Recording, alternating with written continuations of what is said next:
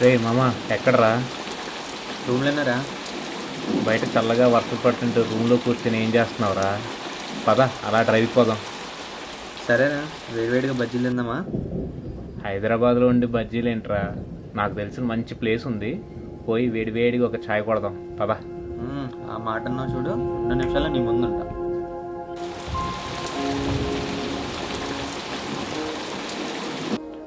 హైదరాబాద్ని అందరూ ఏదో ఒక కారణంతో తిట్టుకునేవాళ్ళే, కానీ హైదరాబాద్ అసలందం కనిపించేది వర్షం పడినప్పుడే.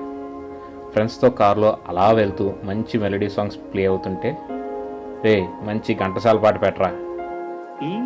విండో నుంచి వచ్చి ఆ చల్లని గాలిని ఆస్వాదిస్తూ జస్ట్ ఇమాజిన్, నువ్వు వేలు ఖర్చు చేసి ఎక్కడికో ట్రిప్కి పోవక్కర్లేదు. ఇంతకు మించిన గొప్ప ట్రిప్ ఏముంటుంది చెప్పండి.